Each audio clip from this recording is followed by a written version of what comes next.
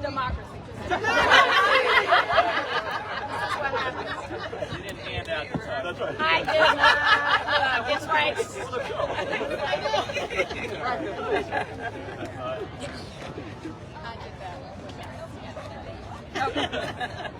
Good afternoon. My name is Maya Wiley. I am the president and CEO of the Leadership Conference on Civil and Human Rights, the nation's oldest, the nation's largest, the nation's baddest civil rights coalition in this nation. We turn 75 years next year. And I say that because we stand here wondering how we are going to save our ducks. That democracy has always been born of struggle. It is not a promise. It is a commitment. And in 1965, when this powerful coalition won passage of the Voting Rights Act of 1965, it was not given to us. It was demanded by us, we the people. And we stand here today knowing that people, our voters, will decide the outcome of this election as we go into debate night. But we also stand here to say we know that the future is on the ballot. And while we will not tell voters who to vote for, we will always remind voters what to vote about. And that is to keep money out of our politics so that people decide. That means to say that politicians can't get between us and the ballot box because they don't like how they think we might vote. Because right now we are seeing that our people, all people, every nation, everyone in this nation, every race, every class, every community is standing for freedom. And freedom ain't free. Freedom is a fight. Freedom is about good trouble, like John R. Lewis has always reminded us. And so I am going to step aside so that we, the people, can also hear from our elected leaders, allies who know, who understand what it means to have a democracy. And I will say this. We are here today because we know that we will win a package of legislation, a package that is a pro-democracy package, that is the John R. Lewis Voting Rights Advancement Act, that is the Freedom to Vote Act, that is the Native American Voting Rights Act, that is D.C. statehood, and that stands up to say no racist, segregation-era rule rigging in the Senate will stop us from making sure we have all our freedoms. Not just freedom to vote, but freedom for what we vote for. Like our right to choose when and how we have a family, our right to decide what books we read, and our right to say that it is we who decide our identities and no one else. So with that, it is my great honor and privilege to first introduce to you Senator Warnock from the great state of Georgia.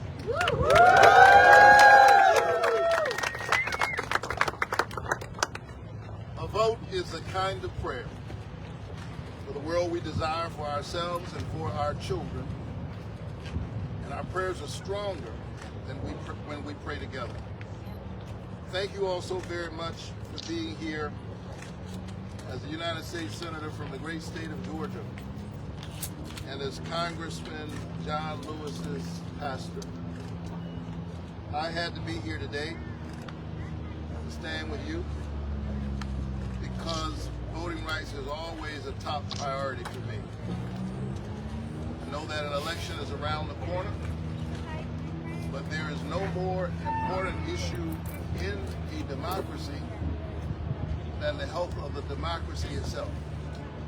There's no more important issue in an election than the ability of the people to participate in the election and to ensure that the voices of every eligible American can be heard.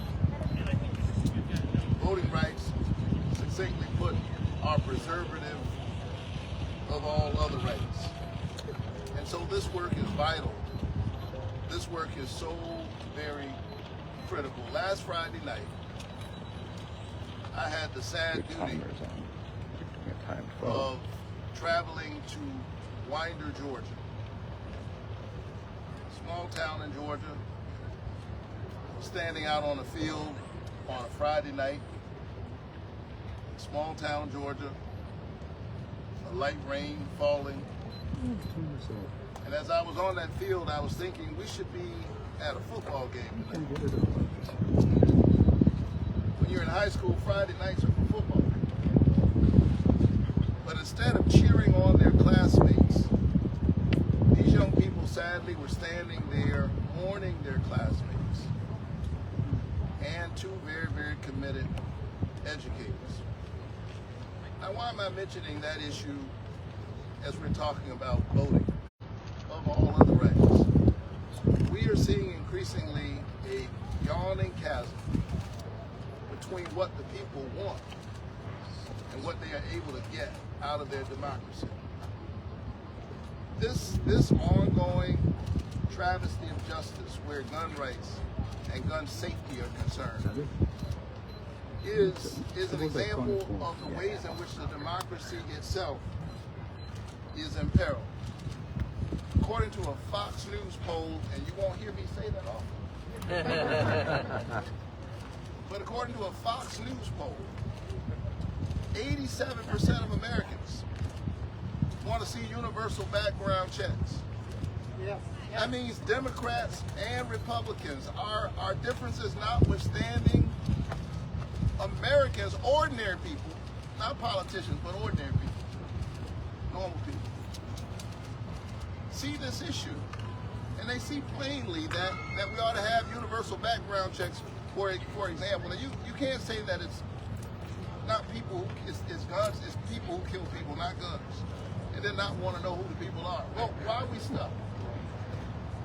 We're stuck on this issue and on reproductive choice and a whole range of issues because of the outsized impact of corporate interests in our politics, because of the control of money in our politics, because of racial and partisan gerrymandering, which makes state houses look very different from the way people actually vote, and ensures that politicians are only concerned about somebody being more extreme than them. And so we've got to give the people their voices back. We've got to get the people their democracy back. Voting rights are preservative of all other rights. How else do you explain 87% of agreement among Americans on any issue and no movement? We can't even get a debate in the United States Senate on background checks in spite of the agreement among everyday Americans. And so this is work that we have to do. We have to remain loud on this issue. We can't quiet down, not even for a moment.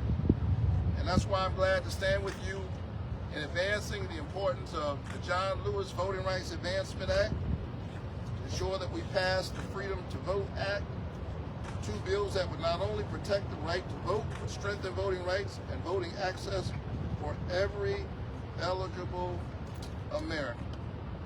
So nothing, absolutely nothing could be more important. We've got to save the framework in which we get to fight for everything else that matters. I believe that democracy is the political enactment of a spiritual idea. This idea that all of us have within us a spark of the divine, that we are a reflection of God's glory and greatness, and therefore we ought to have a voice in the future of our country and our destiny within it. We stand united in our absolute commitment to advance that work and to preserve it for our children.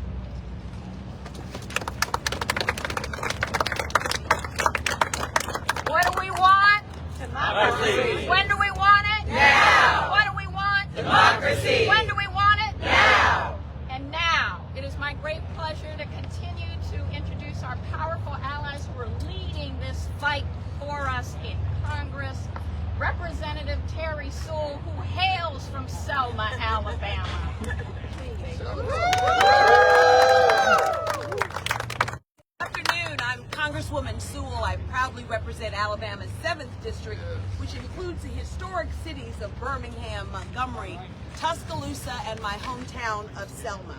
I am indeed honored to meet these amazing stakeholders as we once again say that voting rights matter. Representation matters, and it starts with the bedrock of voting. I am proud to be the author and sponsor of the John Robert Lewis Voting Rights Advancement Act in the House of Representatives. To begin, I want to recognize the many civil rights and voting rights organizations who have joined us today. I want to thank them not only for their advocacy, but also for their skill, their tenacity, their perseverance, and their extraordinary legal prowess. When our voting rights come under assault, it is the hardworking lawyers, activists, experts at these organizations, as well as their clients, who go to battle for us in courtrooms around the country. They are fighting on the front lines to ensure that our democracy works for every American, no matter their background. It is why I'm so proud to stand alongside them in demanding that my colleagues take up the John Robert Lewis Voting Rights Act, the Freedom to Vote Act, the Native American Voting Rights Act, and so much more, because our democracy depends upon the ability of every American to have access to the ballot box, and that is what we're fighting for. The right to vote is the bedrock of our democracy. In the words of John Lewis, it is precious. It is almost sacred. Actually, if you close your eyes, you can hear him say that. He said it over and over again. He reminded us that the vote is precious. It's almost sacred. In my hometown of Selma, where foot soldiers like John Lewis shed blood on a bridge for the equal right of all Americans to vote, this fight is personal for me. They marched, they prayed, and some even died for the right. Never did I think that the cause for which they fought almost 60 years ago would become our cause too. Didn't we win that fight? Yeah. Didn't we get the Voting Rights Act of 1965? Yes. But it goes to show you that progress is elusive, and every generation has to fight to hold on to the progress that we've made and to try to advance it. And so this is our effort. This is our moment to stand up, to stand tall and say, we're not going back. We're going forward. And we're going forward by making sure that our democracy works for everyone. We in Congress cannot continue to sit by as extremists attack the very foundation of our democracy. We should be working to ensure that every American can cast their ballot. And we can only do that if we work together. That is why we're on this triangle in front of the Capitol, and we're demanding not only that the House take it up, but that the Senate pass it. Yeah. Now, we've taken it up twice, and we've taken it up. I filed this bill 5 Congresses. Count them, 5 Congresses. And I'm looking forward to filing it on the 6th Congress. 6th time next year. But you know what? It doesn't matter if we don't get the Senate and the filibuster, the structural changes that we need in order to fight for our democracy. I know that Senator Warnock, who carries this bill on the Senate side, understands this fight. And even though we passed the John Robert Lewis Voting Rights and the Freedom to Vote Act twice out of Congress over the last 5 Congresses, we know that it's been stymied in the Senate by an archaic structural practice of senators called the filibuster. But we will not be denied. Right. We can be tired, we can be frustrated, but we cannot be denied, Right. and we cannot be deterred. Just think, if John Lewis and those freedom fighters, if they had given up on that first attempt to march across that bridge, where we would be. Just think, they did it not once, not twice. We had the first attempt, which was Bloody Sunday, then the turnaround Tuesday, and we had the final march from Selma to Montgomery, which yielded the Voting Rights Act of 1965. So I proudly stand with all of these stakeholders to say that we are going to go forward, and we're going to go forward together. What do we want? Democracy! When do we want it? Now! What do we want? Democracy! When do we want it? Now! These are a package of bills that must go together in order to ensure our democracy. And we will not stop, we will not rest until we get all of these bills and this package on the desk of the president to sign it into law. Thank you. Won't stop, can't stop. And we are together, united, and it is my great privilege to introduce, because it ain't just down south, it's also up south. our great representative, Joe Morelli. Come on now. New York is in the house, y'all. Yeah. Thanks so much. I'm Joe Morelli. I have the privilege of serving as the lead Democrat on the Committee on House Administration. I first want to thank my dear partner and friend, a member of the committee, and also the chair, or soon to be the chair of the Subcommittee on Elections, my great friend here, for her leadership, her dedication, her commitment, and her enthusiasm, because she is always fired up about this, and I am grateful to have her as a great partner. I want to thank Maya for all the work she does, and I'm glad New York is in the house for her and all the folks that are joined here today, and so many who are here in spirit for the tireless work. Thank you, Senator Warnock, for your inspiration always. And I do want to thank someone who's not here today, but whose commitment is steadfast, Democratic leader Hakeem Jeffries. When Hakeem, who is a longtime friend, we served in the New York State Assembly together and now get the privilege of serving together in the House. When he asked me to serve as the ranking Democrat on the House Administration Committee, he gave me one assignment and one assignment only: get these bills done. And brother, I intend to do that. And I don't want New York to be lost in this, and I certainly have great reverence and respect for the work in the 1960s in Selma and Montgomery and so many places. But I'm a son of Rochester, New York. And Rochester, New York, long before that, had the most passionate and well-known advocates for voting rights, Frederick Douglass and Susan B. Anthony. So as a son of Rochester, it is in my DNA to fight for voting rights, and I'm so proud to be connected to the fight and build on the accomplishments of so many, many people who have taken up the charge for so many years. And we are here together today to continue the fight and help bring America closer to its foundational promises. This is our task, and our task shared by our dear friends and partners at the Leadership Conference on Civil and Human Rights and the Declaration for Human Democracy and American Democracy. Thank you all for the work you do to ensure that every eligible voter, as the Senator said, can make their voices heard at the ballot box. And a big thank you to all of them today, and all of you here today in support of the Freedom to Vote Act, the John R. Lewis Voting Rights Advancement Act, the Native American Voting Rights Act, and the D.C. Statehood Act. Together, these bills will protect and strengthen the bedrock of democracy, which is so fragile, so difficult. I think, Maya, you said it. This isn't something that happens today or tomorrow and we're set. We will defend democracy every single day of this republic's life, which we hope will go on for centuries and centuries to come. The Freedom to Vote Act will ensure every eligible American has access to the ballot, bans partisan gerrymandering, ensuring voters pick their representatives, not the other way around, and keeps dark money out of politics. John R. Lewis Voting Rights Act to its full strength and ensure the Native American Voting Rights Act expands pro-voter measures, providing ballot drop boxes, increasing early in-person voting opportunities, and validates tribal ID as an acceptable form of voting identification, something that you wouldn't think you'd have to write into federal law, but we do. These may be separate bills, the D.C. Statehood, they may be separate bills.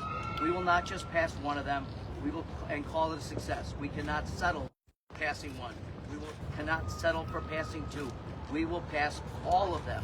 We must pass all of them. We cannot settle for anything less than fully protecting American democracy, fully funding our elections, fully protecting election workers who are putting their lives on the line to defend the right to vote, then keeping dark money and special corporate interests out of politics, and ensuring access to the ballot for every eligible American. collectively, these bills preserve the sacred right to vote and unrig our broken system. So again, I want to thank Terry Sewell for her leadership, her dedication.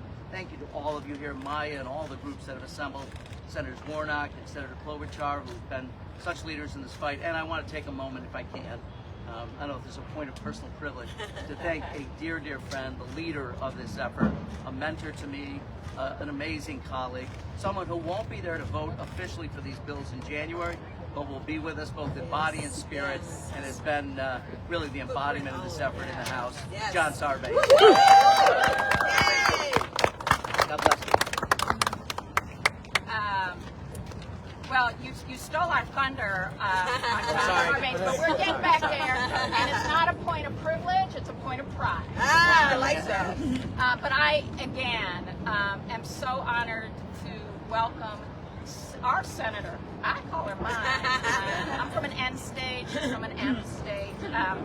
But Senator Klobuchar has been stalwart, as all these allies have been, a powerful voice and a consistent one. Senator Klobuchar. Thank you. Woo! Yay! Right. Well, thank you, Maya. I know you've heard from my wonderful friend, Senator Warnock. We have votes going on, so I appreciate your understanding.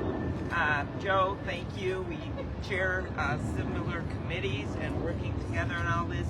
John, truly the leader on this from the very beginning. Congressman Sewell, thank you for your leadership. I know how you will never stop until I go and speak to the Alabama delegation in Chicago. I want to thank Damon and also Janae, Margaret, John, Monica, Christine, all the advocates. Tiffany Muller has joined us. Thank you. I think we all know that nothing is more fundamental than the right to vote. And everything has been said here, but in the Senate, as we say, I haven't said it. So I'm going to take a little different tack on the Freedom to Vote Act and, of course, the John Lewis Act. But as you all know, these bills have passed in the House, and they will pass next year when the majority changes hands. This is my prediction. But in the Senate, we did have a vote, and it was so close in terms of an exception to the filibuster for these important bills. And I just want to emphasize what that meant. We convinced 48 of our colleagues that filibuster, while some of them may still want to keep it in place, that there have been over 100 exemptions in the history of America, and that voting and civil rights should be one of those exemptions. Yes. So I want to make clear that we are still on the precipice of getting this bill done, and the needs are more than ever. We have basically seen in states camo-dressed people standing in the lines in Arizona trying to intimidate people out of voting. We saw a man who was urged on by what he read on social media try to bludgeon the Speaker of the House, then Speaker of the House's husband, to death. We have seen, as Senator Warnock probably shared with you, Saturday voting limited in Georgia, and him having to fight just to have voting the weekend before the election. We have seen states like Texas that will require only one ballot box in a county the size of my entire state. That is the kind of thing that is going on in the greatest democracy in the world, and we must keep it that way. And so I believe that our work in getting that bill in the initial vote, getting complete agreement of the Democrats in the Senate on the Freedom to Vote Act, which I thought people thought might have been impossible, but thanks to Senator Schumer's leadership, we were able to get that done. To be able to get many of our states, including my home state of Minnesota, to actually pass more of some of the reforms that were already in that bill, to be able to educate the public on what's been going on, not just in their state, but all over the country in terms of voter suppression. These are wins. But the big win is going to be for the people of this country when we get this bill passed. I just spent nearly every day of the 10-day Minnesota State Fair at the fair, and we have the highest voter turnout in the country. So I have people come up to me all the time and say, I voted for you, thank you, or I didn't vote for you, but I voted, and I do appreciate what you did on such and such. That's because people feel part of the franchise. And and that's what this bill is about. That's how you make good laws. That's how you reach out to people. That's how they don't feel alienated, when you make it easier for them to be part of this. So I commend my colleagues. I'm excited about what the future holds in terms of what we're going to get done on these important pro-democracy bills. And I want us never to give up heart. The American people never give up heart. They're there. We got to be there. Let's get this done. Yeah.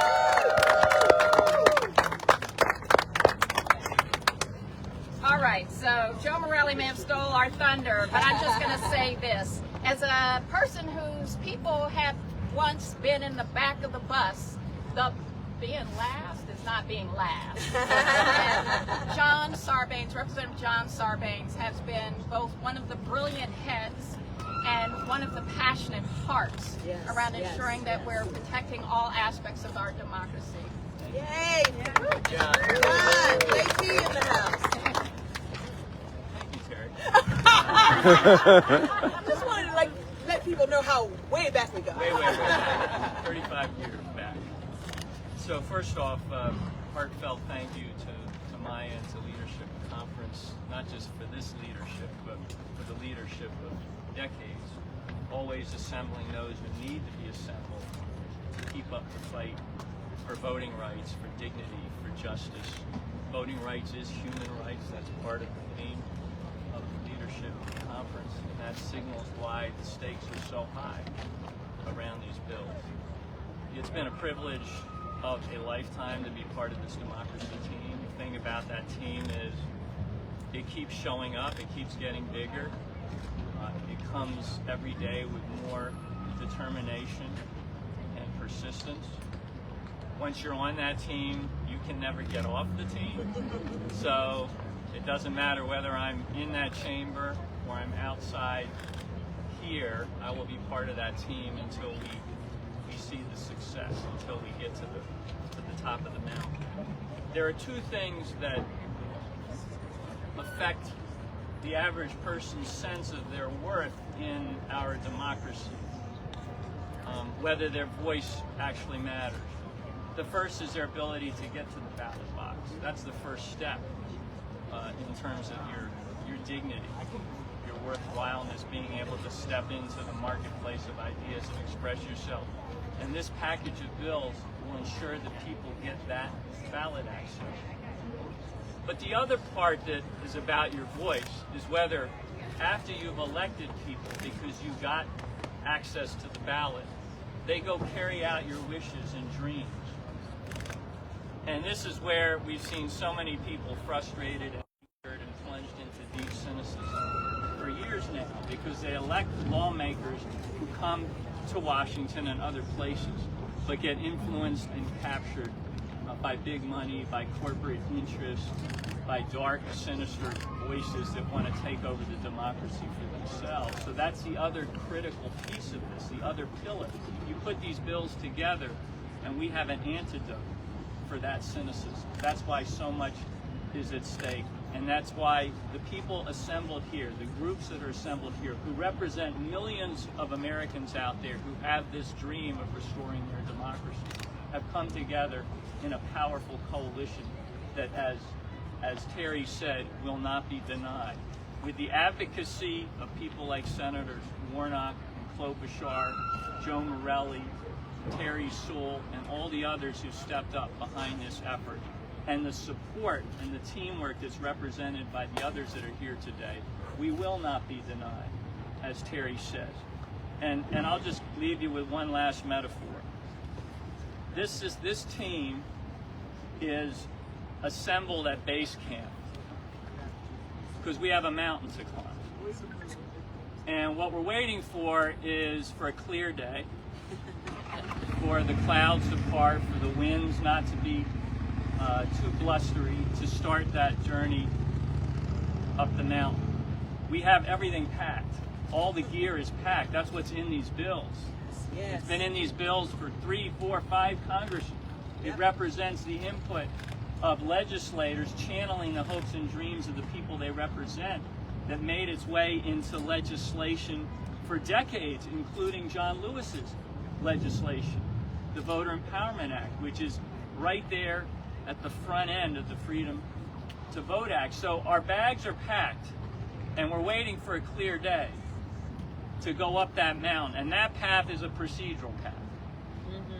That's the path in the Senate that decides that you can no longer deny the majority will of the American people. And everybody here is equipped and ready to take advantage of that clear day, that moment. We hope it's coming soon. We believe it's coming soon. We and know. when it comes, we will be ready. So thank you all for being part of it.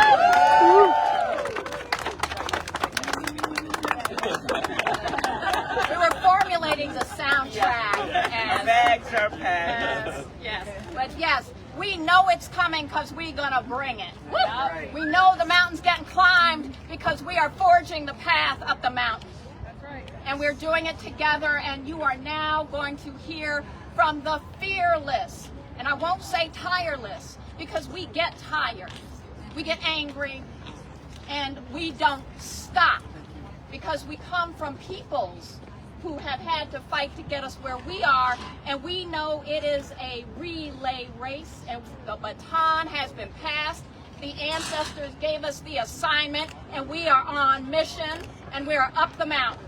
With that, I am privileged to, I'm not supposed to introduce everybody, so I'm just going to be very quick, but I just want to make sure I bring up my president, Elsie Cook Holmes, president of Delta Sigma Theta, and let me just say this. The Divine Nine, you may have heard about the Divine Nine in the news of late, but let me just say, the Divine Nine is a part of this coalition. The Divine Nine is one of the things that we know is in conversation that a lot of Americans haven't heard of, but you're going to hear this now. Thank you, Maya. My name is Elsie Cook Holmes, and I'm the proud international president and chair of the board of directors for Delta Sigma Theta Sorority Incorporated. It is such an honor to stand here today, united with the ACLU, the Leadership Conference, the Legal Defense Fund, and all of our other allies in the relentless fight for the federal voting rights protections that we know that we need. Delta Sigma Theta was founded on the principles of social justice and advocacy. Since our historic participation in the Women's Suffrage March in 1913, we have been at the forefront of the fight for voting rights, understanding that political empowerment is the backbone of social change.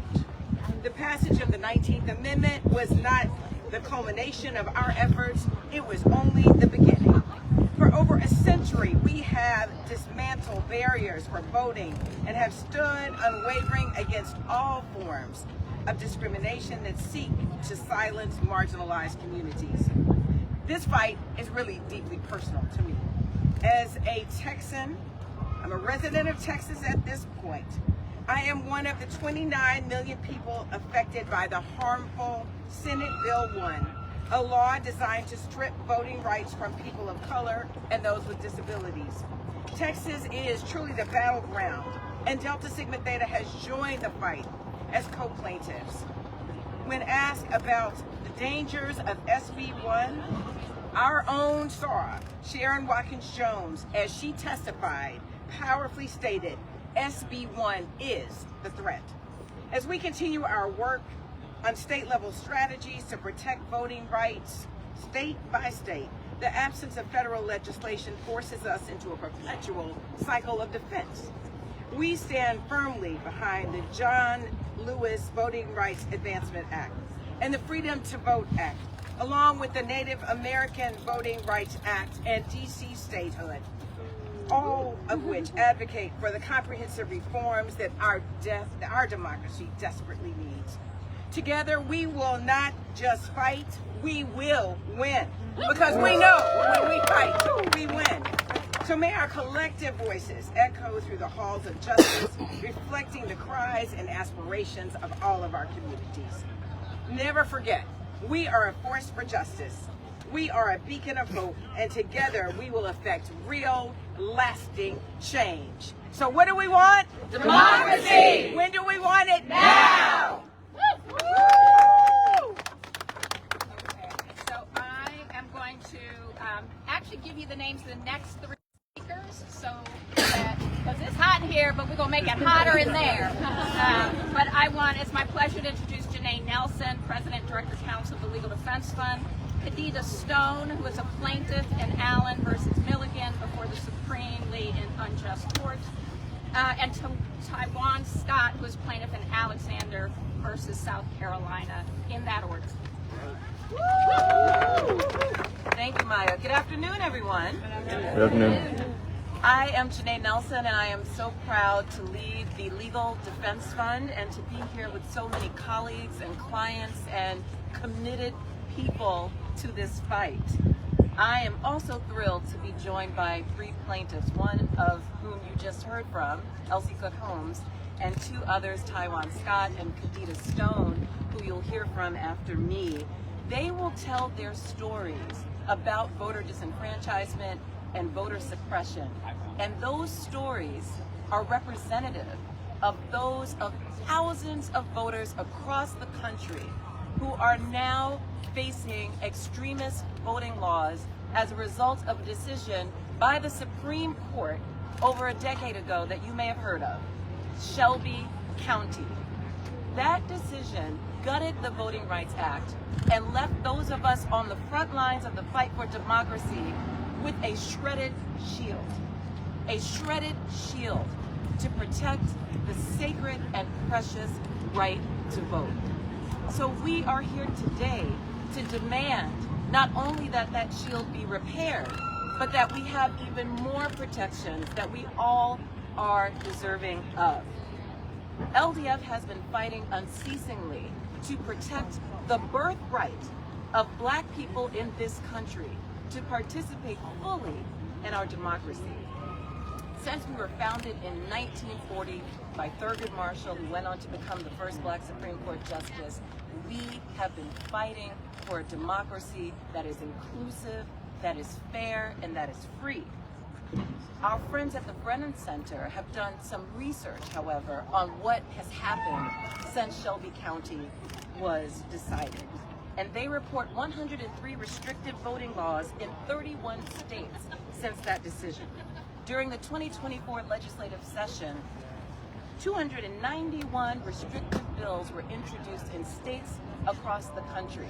And when people go to vote this November, in 28 states, they will be facing voting laws that they did not face in the last presidential election, voting laws that restrict their right to vote. But with the courage and conviction of our clients, of the communities that we serve, and of our colleagues in Congress, we are still winning. We have won a new district in the state of Alabama that will allow Black voters the opportunity to elect a candidate of their choice. We did that. We have won another congressional district in the state of Louisiana that will allow Black voters to elect a representative choice. We did that. We are winning. We have passed state voting rights acts across states in this country when the Congress would not do it on a national level. We did that, and we will continue to do it. But we still need more protections, and so that's why we're here today. We are here to demand that the John R. Lewis Voting Rights Advancement Act, the Freedom to Vote Act, the Native American Rights Act, and DC Statehood get passed in the next Congress on day one. That is the mandate that we are issuing today. And our wonderful congressional leaders, Representative Sewell, Representative Sarbanes, and Senators Warnock and Klobuchar and Morelli, they cannot stand alone. Every single member of Congress has a duty to this country to pass this package of legislation. And I will say that Thurgood Marshall gave us a mandate many years ago, and that was to guard this democracy not just for ourselves, but for future generations, for the cohort of young voters that will be the largest cohort of young voters that this country has ever seen this upcoming election. He told us, this is your democracy. Make it, protect it, and pass it on. And that's what we are doing with this package of legislation that we are fighting for, and that is what we must demand of Congress at every turn. Democracy will not die on our watch. It will not die on our watch.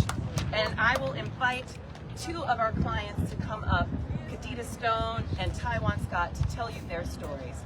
Thank you.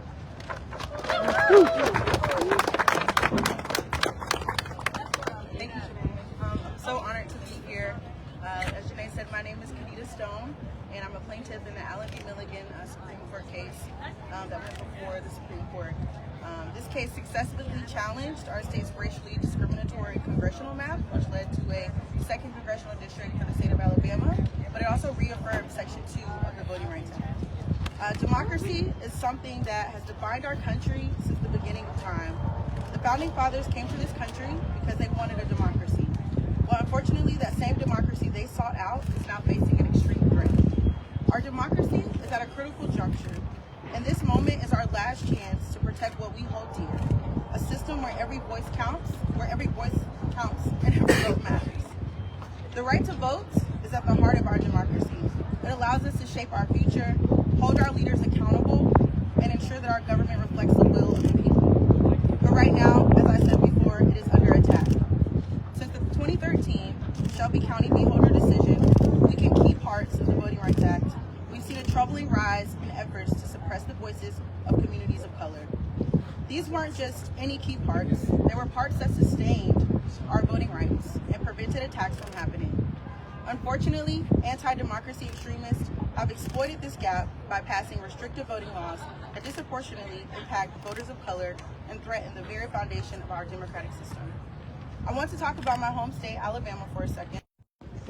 Most recently, the state enacted SB 1, making it a felony punishable by up to 10 years in prison to help voters apply for absentee ballots. If the John Lewis Voting Rights Act had been in place, such a law would have been blocked before it could even take effect. Similarly, states like Alabama, Mississippi, and New Hampshire lack early voting periods, making it harder for working people, voters of color, and those with disabilities to cast their ballots. Now, everyone doesn't have the luxury of voting on election day, so we need to make sure that we are allowing flexibility for people to make sure that their voices can be heard.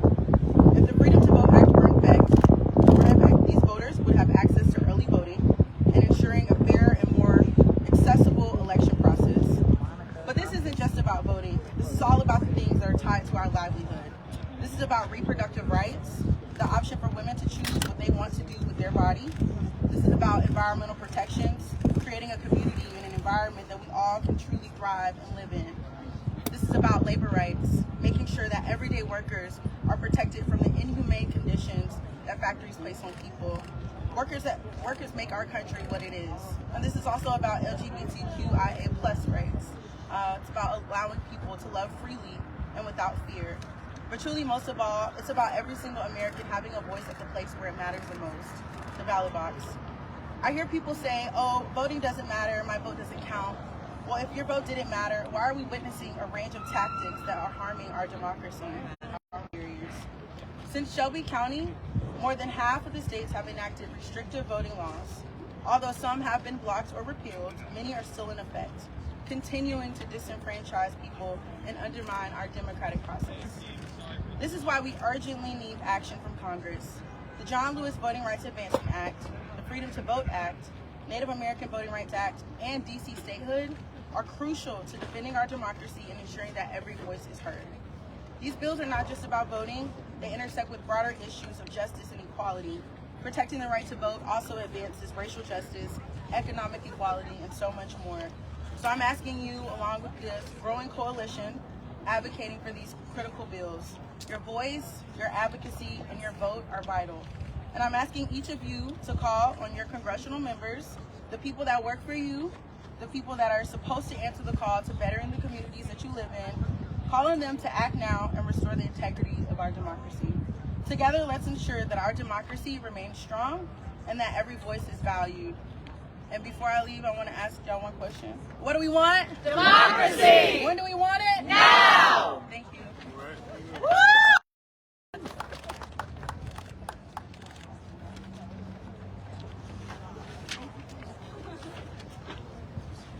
Good afternoon. Good afternoon. My name is Taiwan Scott, but you can call me Ty. I'm from Hilton Head Island, South Carolina. Yes. And I stand before you today not only as a proud member of the Gullah Geechee community, but also as someone who had fight for our voice, our land, and our future. I was the plaintiff in a federal redistricting lawsuit against the state of South Carolina, represented by the ACLU and the Legal Defense Fund. Thank you for being there, always on the front line. A case that exposed the blatant racial gerrymandering and targeting of my community. Roughly 30,000 Gullah Geechee residents were removed from our rightful congressional district and packed into one in a deliberate move to lessen our political power. This was calculated and stripped us of our opportunity to elect a candidate who understands our history, our struggles, and our needs.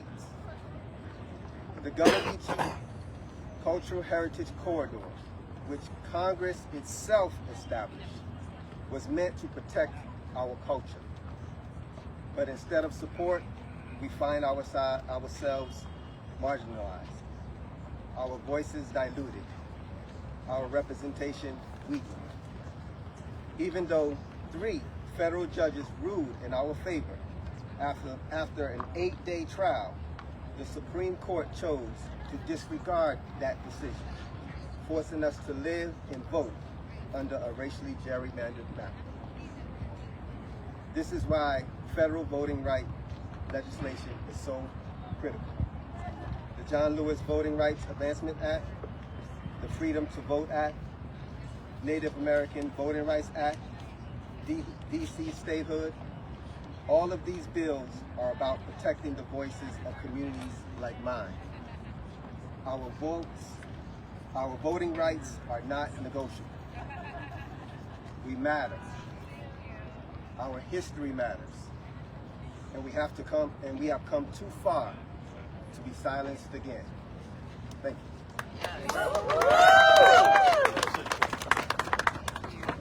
And our next 3 speakers, my friend and ally John Yang, President and Executive Director of Asian Americans Advancing Justice, Monica Hopkins, Executive Director of the American Civil Liberties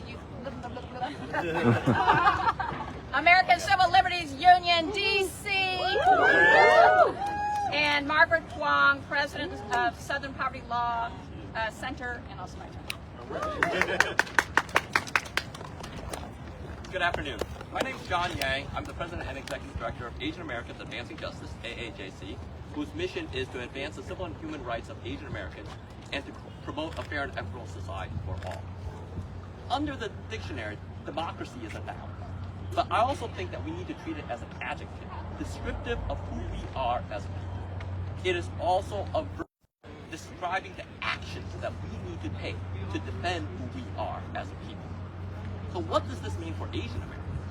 Asian Americans are the largest and fastest growing racial group here in the United States.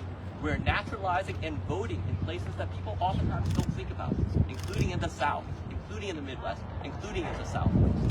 But while we do that, we likewise are encountering barriers to that voting that prohibit us from exercising our voice on the issues that matter to us as all Americans, whether it is on the economy, healthcare, reproductive rights, or any panoply of issues.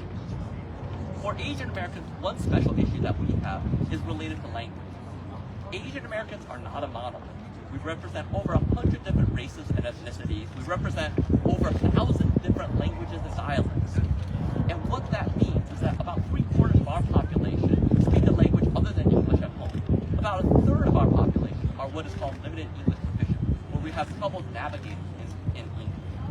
But although that might sound complicated, this isn't rocket science in terms of making sure that we have access to the ballots. Election officials should know what their communities look like, should know what sort of resources their communities need. When it comes to Asian Americans, that means making sure that voting materials are translated, whether it is ballots, whether it is voter registration materials, whether it's explanations with respect to referenda and initiatives that are so important. When it comes to the polling place, it is ensuring that we have the systems that we need at the polls, and that we are not restricted because of who we look like, stereotypes that might exist, or even values. The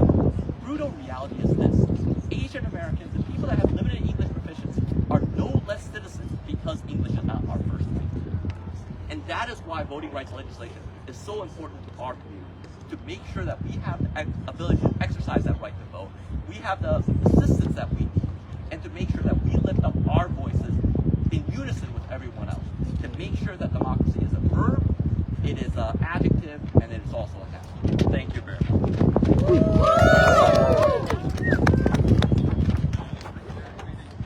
Hello, I'm Monica Hopkins, Executive Director of the ACLU of DC, the local chapter of the national ACLU, and I'm here to talk about DC statehood. We are so excited to stand with an incredible coalition that understands that we cannot call ourselves a democracy. We cannot say that we actually care about voting rights and disenfranchise over 700,000 people in the very capital city. It is so important to have DC statehood as part of this package. For those of you who like history, in 1867, DC became the first jurisdiction in the country to give black men the right to vote. 4 years later, when black men started to gain political power, Congress took that right away from them. It wasn't until 1965 that the residents of DC could actually vote for our president. In 1973, we finally got a mayor and a council, and we are sort of self-governing. But imagine this. Imagine voting for your own representation. Imagine voting for the things that you care about and being represented in your state legislatures, only to have congressional members who do not represent you, who you did not vote for, overturn your laws, not let you enact your laws, and tell you that your voice does not matter in a democracy. The time for DC statehood is now. If you care about voting rights, if you care about our democracy, you cannot do it by leaving out the 700,000 residents of the District of Columbia, and we are so glad to be standing in solidarity with such a powerful group. We're going to get the hook sewn, but I'm just going to say we have so many powerful leaders. I'm going to ask the last four to come up all at once so that we can just move efficiently, because every single leader, every single organization matters. Thank you, Maya.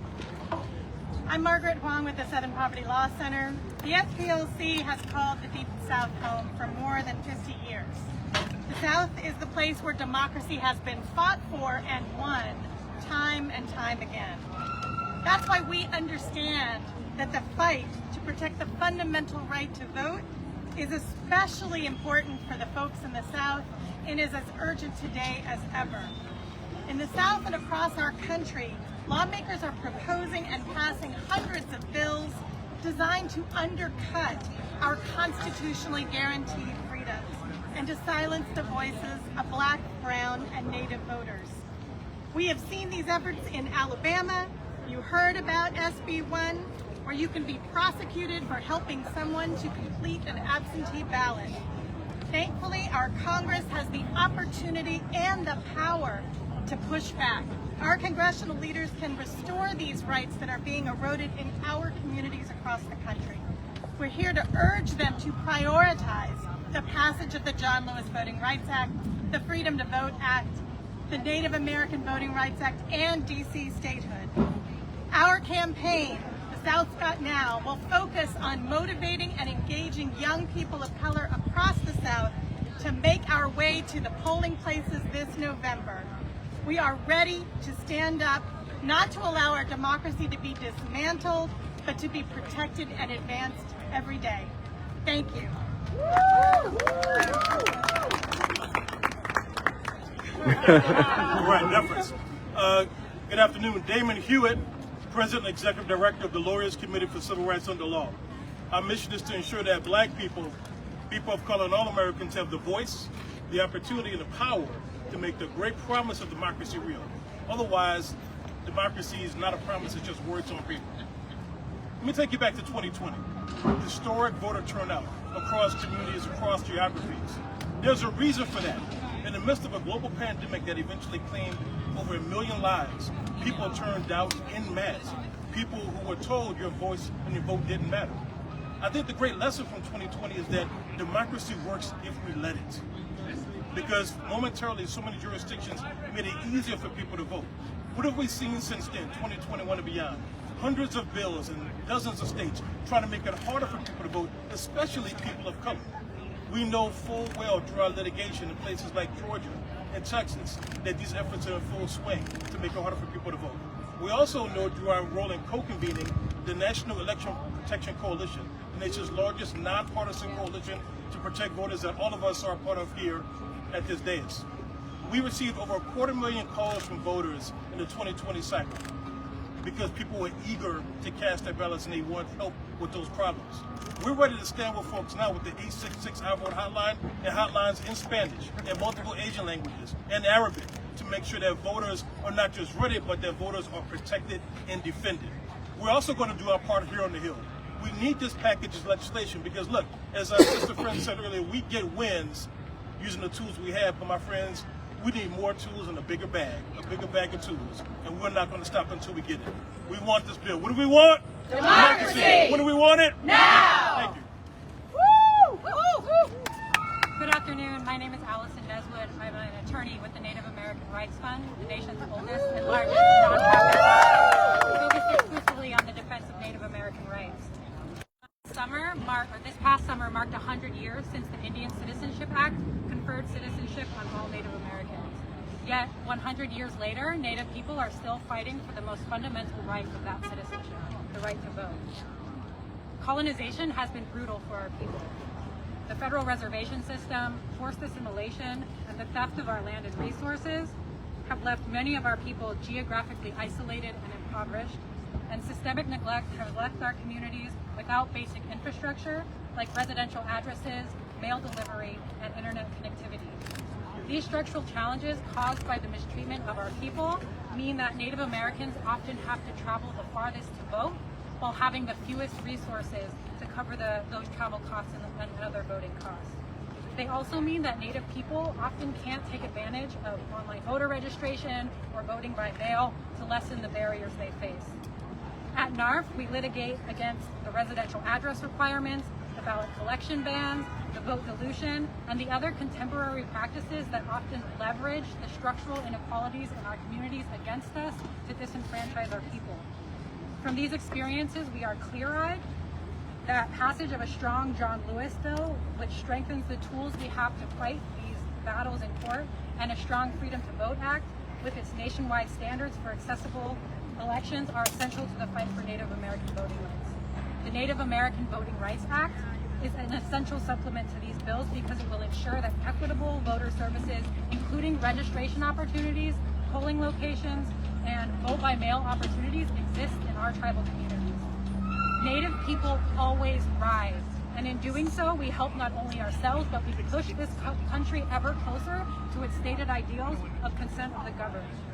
Following in our ancestors' footsteps, we cast ballots against the odds. We fight for our rights in the courts, we organize, we live our traditions, and we fight for the policies that will ensure our communities and our future generations have a say. Thank you to our partners in the Leadership Conference Coalition and to the sponsors of the Native American Voting Rights Act for being a part of that fight. Let's pass this common sense package of democracy reforms and win the inclusive democracy we all deserve.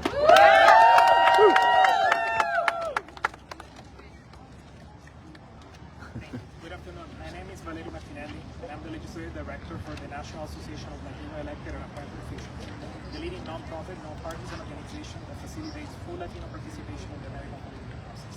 Our constituency encompasses the more than 7,000 Latino elected and appointed officials nationwide, and it includes Republicans, Democrats, and Independents. Naleo Educational Fund has been at the forefront of efforts to increase Latino voter participation.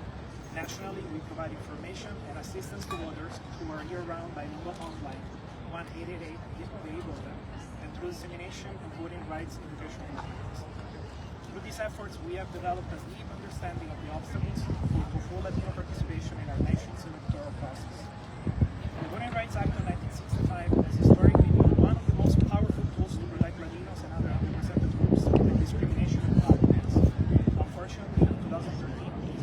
lost the protection of a critical component of the DRA through the U.S. Supreme Court's decision in Shelby County versus Colton.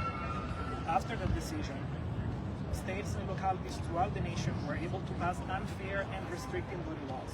These laws and practices have created new obstacles for Latino full political participation and fair representation.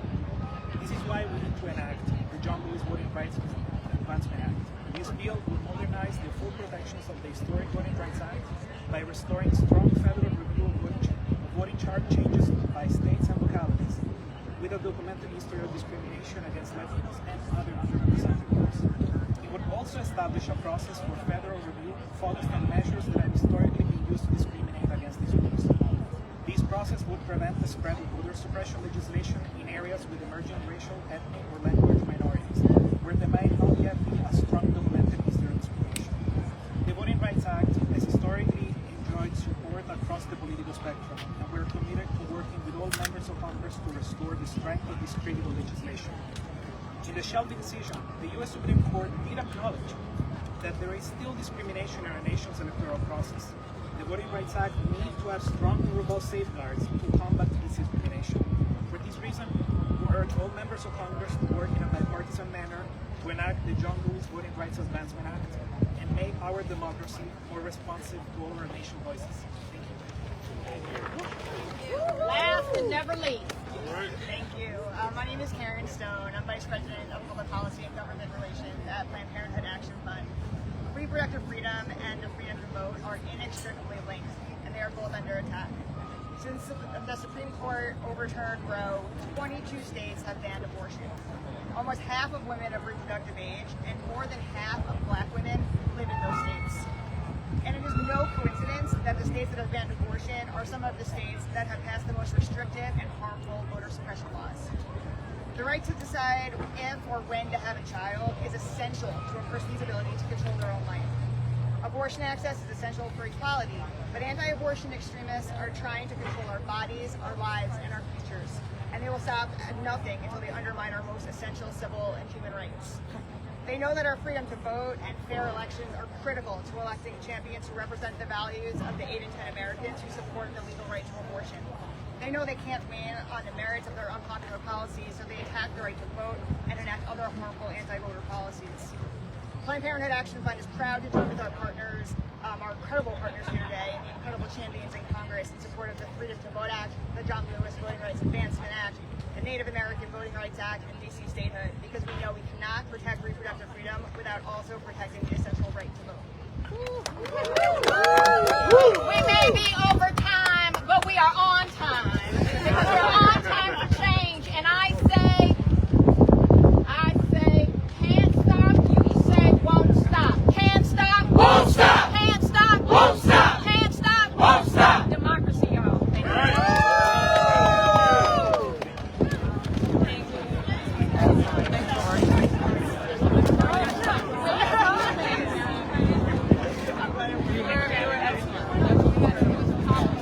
Hey,